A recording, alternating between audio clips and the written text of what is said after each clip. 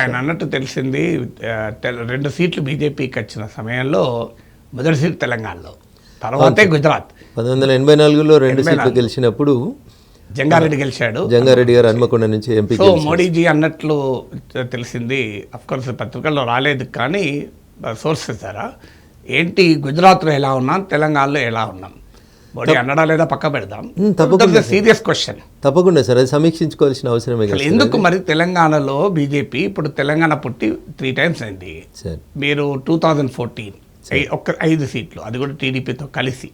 2018 1 seat, 2023 8 సీట్లు, అంటే 3 సార్లు ఎన్నికలు అయ్యాయి. 357 సీట్స్కి ఎలక్షన్స్ అయితే వచ్చింది ఎంత, 14 సీట్స్. అదే పార్లమెంట్ కోమో అద్భుతంగా వస్తాయి. పార్లమెంట్ కూడా 13-14 సీట్లు వచ్చాయి. అంటే ఈ క్వశ్చన్ మీ పార్టీ నాయకులు ధర్మపురి అరవింద్ కూడా ఈ ఆవేదన వ్యక్తం చేశారు, మా పార్టీ ఎందుకని అసెంబ్లీ ఎన్నికల్లో రావడం లేదు అని. మోడీజీ కూడా అన్నట్లు వారి పేర్తలు చూసాం, మీకు తెలంగాణ ప్రజలు ఓటు వేయడానికి సిద్ధంగా ఉన్నారు కానీ మీ వల్లనే అంటే మిమ్మల్ని నేను ప్రత్యేకంగా కాదు, నాయకుల వల్లనే పార్టీ అవకాశాలు కోల్పోతుంది అని అన్నట్లు తెలిసింది. నిజమేనా సార్? అసెంబ్లీ ఎన్నికల్లో కూడా వీ గాట్ మోర్ దెన్ 24% ఓట్లు వచ్చినాయి సార్. ఓటింగ్ వచ్చింది సార్, సీట్లు రాలేదు సార్. సో ఎక్కడైతే పార్లమెంట్ ఎన్నికలతో పోలిస్తే చాలా తక్కువ, పార్లమెంట్తో పోల్చినప్పుడు తక్కువ వచ్చిన మాట వాస్తవం సార్. కానీ ఇక్కడ మనం గమనించాల్సింది ఏంటంటే సార్, దేశానికి సంబంధించినటువంటి ఎన్నికలలో మీరు ఎటువైపు ఉంటున్నారు అనేది చాలా స్పష్టంగా ఒక విభజన గీతలా కనబడతా ఉంది సార్. మోడీ గారి వైపు ఉంటున్నారా, మోడీ గారిని వ్యతిరేకిస్తున్నారా అనేటువంటి ఒక అంశంకి వస్తే, ప్రాంతీయ పార్టీలు బలంగా ఉన్నటువంటి చోట్లల్లో మీరు గమనిస్తున్నట్లయితే చాలా చోట్ల జాతీయ పార్టీలకి అవకాశాలు చాలా తక్కువ వచ్చినాయి. లాంగ్ రన్ లోపల చాలా కష్టపడి రిపీటెడ్గా కొట్లాడినటువంటి సందర్భాల్లో అవకాశాలు వచ్చినాయి. మోడీ గారు మాకు చెప్పినటువంటి సూచన ఏంటంటే, మీరంతా బలమైన నాయకులు, అవకాశం ఉన్న నాయకులు, బాగా పనిచేసేటువంటి శక్తి మీకుంది, మీ శక్తిని సంఘటితంగా ఉపయోగించి తెలంగాణలో భారతీయ జనతా పార్టీని అధికారంలోకి తీసుకురావాలనేది నా ఆకాంక్ష. నా ఆకాంక్షల మేరకు మీరు పనిచేస్తలేరని నేను ఫీల్ అవుతున్నాను అనేది. ముఠా తగాదాలు ఉన్నాయని కూడా అన్నారని సార్. ముఠా తగాదాలు కూడా ఉన్నాయి.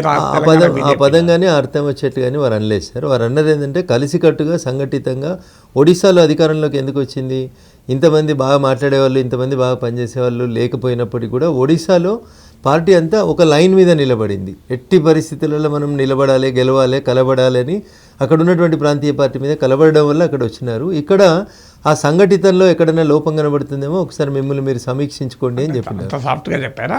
ఇంతే సాఫ్ట్గా చెప్పారు సార్. కానీ బిఎల్ సంతోష్ అంతకుముందు వచ్చి ఇక్కడ రాష్ట్ర పార్టీ కార్యాలయంలోనే పార్టీ కార్యవర్గంతో ఎమ్మెల్యేలు, ఎంపీలు కాకుండా మిగతా వారితో సమావేశమై స్పష్టంగా చెప్పారు, మీరు ఈ నాయకుని గ్రూప్, ఆ నాయకుని గ్రూప్ అని ఉంటున్నారు, ఇది మంచిది కాదు, ఒకటే గ్రూపు బీజేపీ గ్రూపు, మీరు ఈ వదిలేయండి అని చాలా సీరియస్గా చీవాట్లు పెట్టారు.